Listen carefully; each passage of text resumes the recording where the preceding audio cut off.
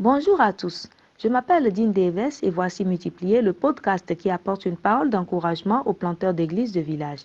Avez-vous entendu parler des 90 jours de prière, de jeûne et d'implantation d'églises qui seront observés dans 32 pays d'Afrique entre le 1er août 2024 et le 29 octobre 2024?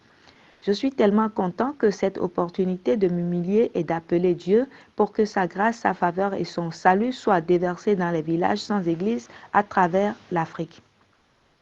Je suis tellement content à l'idée que 13 000 églises implantées par des planteurs d'églises du VCP comme vous puissent devenir 26 000 églises dans les prochains mois. Lorsque vous avez entendu parler de la période de 90 jours consacrée à l'implantation d'églises, à partir du 1er août, qu'en avez-vous pensé? Étiez-vous plein d'espoir? Avez-vous eu peur? Étiez-vous confus? L'annonce a peut-être été un peu déroutante. Pourquoi allons-nous arrêter les cours normaux pour les centres de formation du VCP pour nous concentrer sur la prière et le jeûne?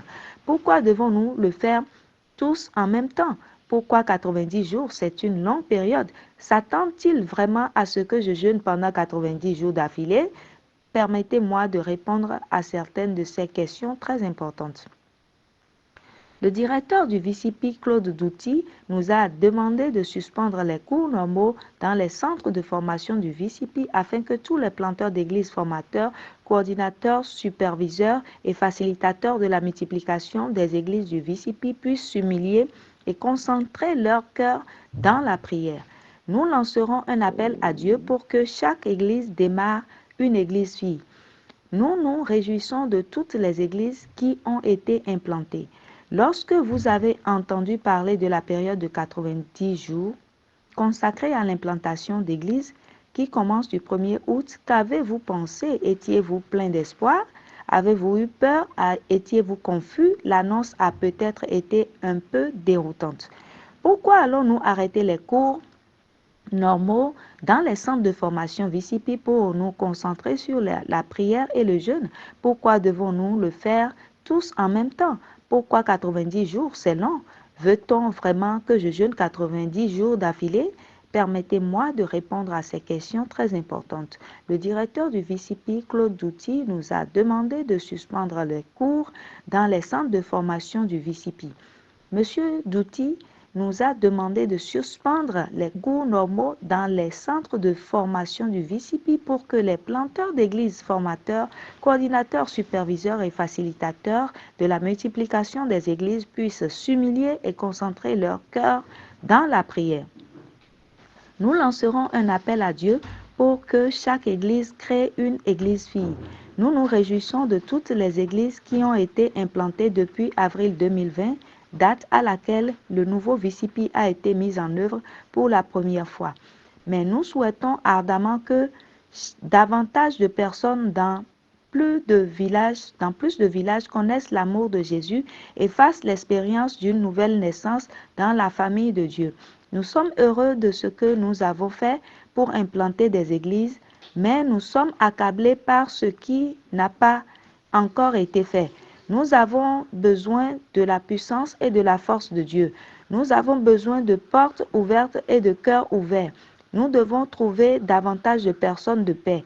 Nous devons démontrer par le jeûne que ce n'est ni par la force ni par la puissance, mais par l'Esprit du Seigneur que la vision du VCP s'accomplira. Nous suspendrons donc les cours normaux et concentrons la formation pendant le mois d'août sur les points suivants: l'examen des ministères des chants 1 et 2, à savoir la marche dans la prière, la recherche des personnes de paix et le partage de la bonne nouvelle. Et nous prions. Seuls, en petits groupes et en grands groupes, nous organisons des réunions de prière dans notre propre église et dans les églises de nos confessions partenaires. Et si nous sommes en bonne santé, nous jeûnons comme nous prions en nous abstenant de manger. Nous jeûnons parfois avec d'autres, parfois seuls. Parfois nous ne prenons pas quelques repas. Parfois nous jeûnons pendant plusieurs jours. Parfois nous faisons une pause pour recommencer le jeûne de la semaine suivante. Nous ne sommes pas soumis à la loi, mais à la grâce. Jeûnez comme vous vous sentez poussé à le faire. Humiliez-vous devant le Seigneur. Si vous n'êtes pas en bonne santé, ne jeûnez pas, priez. En outre, travaillez avec votre formateur pour identifier les villages sans église où vous et vos collègues irez à la recherche de personnes de paix. Ensuite, avec vos filles planteuses d'église, passez autant de temps que possible dans ces villages en septembre et octobre. Trouvez des personnes de paix. Priez pour les malades. Partagez votre témoignage. Partagez les 3 siècles. Si vous le pouvez, partagez le film Jésus. Aidez les nouveaux croyants à se réunir pour se nourrir de la parole de Dieu et adorer le Tout-Puissant. Et n'oubliez pas qu'à travers l'Afrique, 13 000 planteurs d'églises s'accordent dans la prière avec vous. En Amérique, les intercesseurs s'accordent dans la prière pour que vous aidiez chaque église avec laquelle vous travaillez à démarrer une église fille, avec laquelle vous travaillez à fonder une église fille. Soyez donc remplis d'espoir. Soyez remplis de la puissance du Christ vivant. Celui qui vous a appelé est fidèle. Il ne vous quittera pas et ne vous abandonnera pas. Ce fut multiplié et je suis Dean Davis et je demande, avec qui allez-vous partager cette parole d'encouragement aujourd'hui? Ce message a été relayé en français par votre sœur Mauricia Adeomi, assistante du superviseur VCP de l'Afrique de l'Ouest anglophone.